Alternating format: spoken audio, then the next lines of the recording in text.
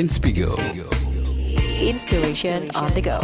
Ini 8 buku dari 2015 tuh hitungannya produktif ya? Kan mulai dari ngeblog tuh. Ya. Apakah memang untuk menjaga konsistensi menulis itu, Om Piring selalu nyiapin waktu nggak sih untuk menulis setiap hari gitu?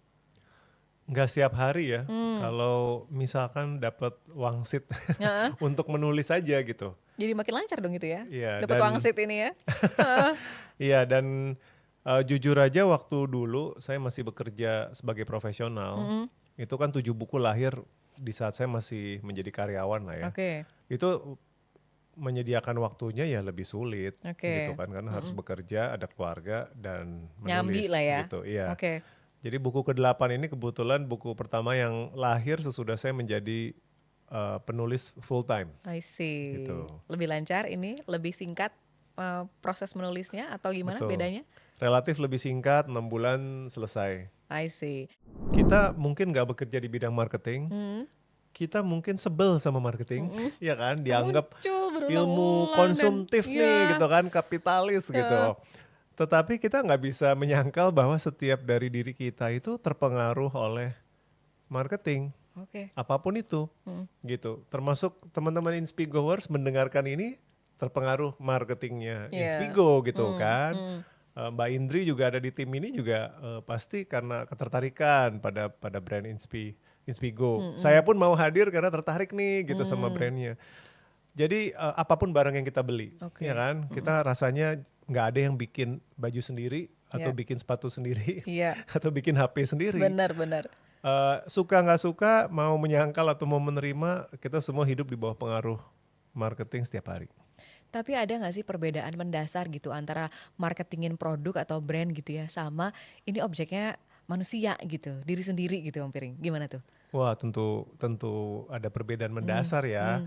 Kalau kita brand itu kan dia benda mati Iya. dan dia nurut aja gitu oleh Oke. orang-orang yang mengelola brand tersebut gitu kan. Kalau para brand marketernya bilang kamu harus punya kepribadian seperti ini, kamu harus tagline-nya seperti ini atau tampilnya seperti itu, ya udah kan dia nurut. Nah, susahnya dengan manusia itu adalah tentunya kita ada bias-bias gitu. Oke.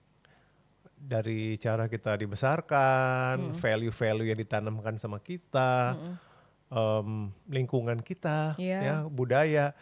Jadi kadang-kadang walaupun tahu bahwa kayaknya saya harus melakukan ini deh supaya lebih efektif Ya.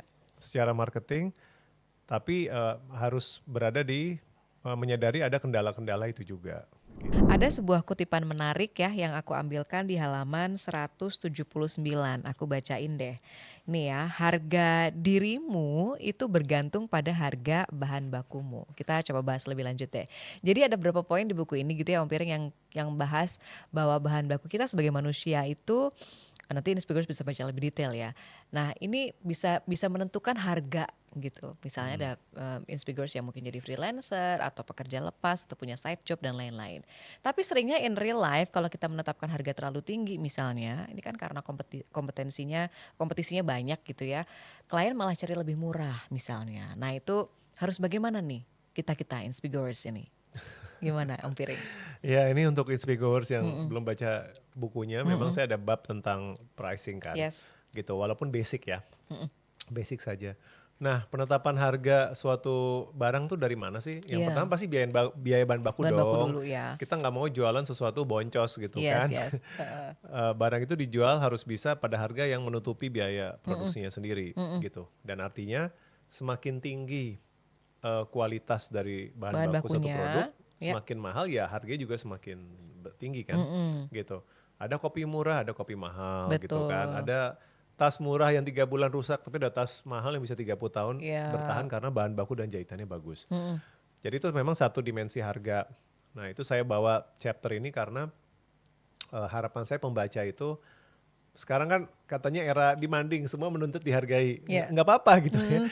Semua menuntut dihargai, tetapi kalau kamu menuntut dihargai harus sadari juga harus ada effort dari kamu dong. Betul. Gitu. Jangan cuman asal pokoknya harga gue mahal. Atas dasar apa? Gitu ya. Iya. Kamu punya skill, kamu punya personality, Yes. even kamu punya kesehatan fisik, itu semua Itu contribute juga. ke harga gitu. Betul. Nah, tetapi harga itu juga adalah fungsi dari kompetisi, itu betul. Oke. Karena kita mau seenak-enaknya ngeset harga, kalau ternyata kompetitor di segmen yang sama itu kok bisa beda, kita harus bertanya-tanya sih. Karena kita kan harus stay kompetitif. Iya. Eh, atau bisa juga jangan dipaksakan, kita berada di segmen yang berbeda dari kompetitor I tersebut. see. Nah jadi kembali ke pertanyaan kamu, bagaimana? Ya yang pertama memang cek kompetisi ya. Ini memang kompetitor-kompetitor yang harganya lebih murah ini memang kualitasnya sama sama gua gitu Oke, kan. heeh. Kalau sampai sama dan mereka lebih murah, nah ini memang harus bahan refleksi gitu. Buat diri Gitu. sendiri Iya, ya. memang apakah saya overcharge gitu. Mhm, mhm. Tetapi kalau ternyata ini mereka mohon maaf tapi levelnya gitu ya, kompetensinya itu memang di bawah Oke. gitu. Nah, itu keputusan kita sebagai business owner terhadap diri kita sendiri gitu. Saya mau ngeset di mana gitu. Oke, oke. Apakah saya mau menurunkan diri atau ya udah let it go Oke. gitu Heeh, heeh. ya. Saya punya positioning Iya, produk saya di level seperti ini, kualitasnya kayak gini, harganya segini. I don't have to compete with them karena ini bukan kompetisi saya gitu. iya, iya. Silahkan Iya, gitu. iya. Jadi memang itu butuh refleksi dan keputusan pribadi ya. Iya, Gitu. dan dari sini kita juga bisa paham jadi bukan cuma brand atau barang yang butuh positioning ya, kita sendiri untuk memasarkan diri sendiri tuh juga butuh menentukan positioning kita tuh di mana Iya gitu ya. dong. Nanti kita bisa belajar lagi lewat buku ini. Nah, Om Piring, terus berikutnya apakah Om Piring setuju kalau salah satu poin penting dari strategi marketing ini dari awal itu adalah authenticity ya, atau pengenalan diri yang baik gitu untuk menentukan brand equity kita.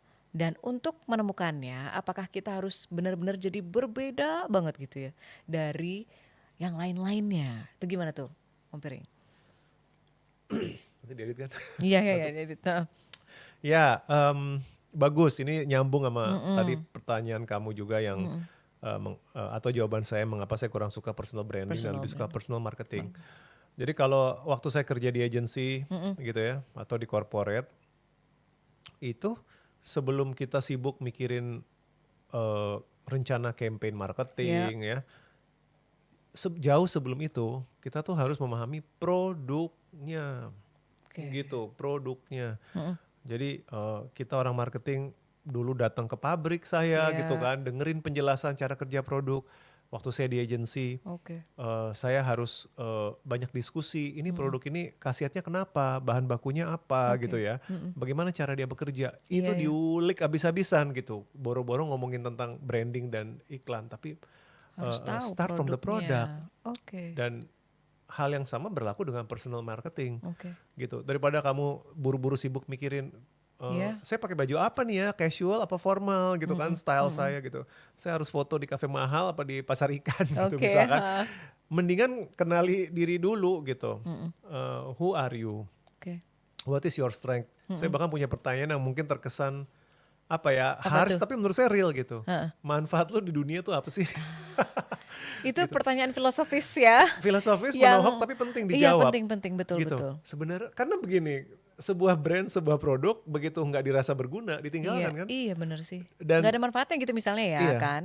dan sejarah marketing itu penuh kuburan brand-brand yang dianggap tidak berguna lagi. Itu Gitu. dibahas juga di buku ini tuh, Inspigers. Silakan Iya. baca. Iya, iya. Waktu saya kecil, saya besar, saya pikir Nokia itu satu-satunya merek HP. Yang akan Nokia-nya bertahan mati. lama, betul. Dalam tempo singkat, saya mengalami periode BlackBerry. Wah, gitu kan.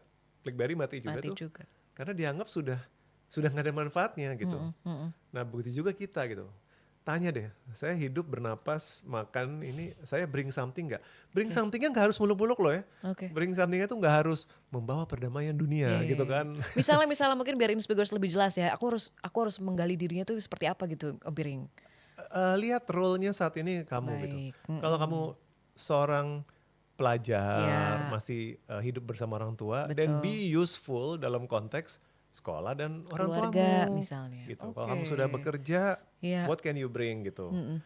Nah itu, sorry jadi kemana-mana. Tapi pertanyaan tadi apa? Iya, iya, iya. Oh otentik ya? Iya, Nah jadi kenali authenticity. dari diri dulu. Dan of course harus otentik gitu. Apakah kemudian harus jadi berbeda sekali dengan kompetitor? Enggak. Nah ini memang di buku saya ada bilang ada diferensiasi, ada distingsi ya. Ya. Itu dua hal, itu konsep yang relatif baru. Oke. Jadi zaman dulu tuh di marketing itu waktu saya masih mulai bekerja 20 tahun yang lalu, orang marketing itu terobsesi dengan differentiation. Oke. Jadi ada konsep namanya USP, Unique Selling Proposition. Ayo produk ini Bedanya keunikannya yang apa? secara objektif apa Oke, gitu kan. oke. Tapi kita sadari bahwa dalam banyak kategori nggak ada perbedaan yang betul-betul unik. Misalkan air mineral, kita Iya, ambil iya. contoh yang paling generik ya. Heeh. Mau diapain lagi sih air mineral? Memang sih ada orang yang berusaha ngasih flavor, ngasih Iya. apa, tapi in the end it's just water gitu. Mm-mm, mm-mm. Jadi akhirnya marketing menemukan akademik marketing science gitu ya, Heeh. menemukan bahwa ada konsep lain. Kamu nggak perlu berbeda, kamu cuma perlu tampak distinct. Ya. Tampak berbeda. Tampaknya Oh, unik, I tampaknya see, I berbeda, see. tapi bukan real produknya harus berbeda. Ini kayak rinso gitu lah ya. Iya, Ya deterjen kan, sama deterjen apa sih deterjen. bedanya gitu kan? Tapi yang itu style komunikasinya itu mudah diingat Iya. atau lebih relevan. Mm-mm. Ini kok deterjen lucu banget sih gitu kan, Gen Z banget. Nah itu tuh helps gitu. Relate ya. Walaupun produknya sendiri secara objektif mungkin nggak berbeda. I see. Menarik nih. Kita tutup dengan satu kutipan yang aku bacain dari dalam buku ini di halaman 208 soal brand equity ini juga. Katanya brand yang kuat itu berbeda dari sekedar komoditas. Ada nilai atau value dan janji lain yang ditawarkan gitu ya selain produk atau jasa generik semata. Jika ini tidak ada, maka produk jadi komoditas saja. Inspigors. Inspigo. Inspiration on the go.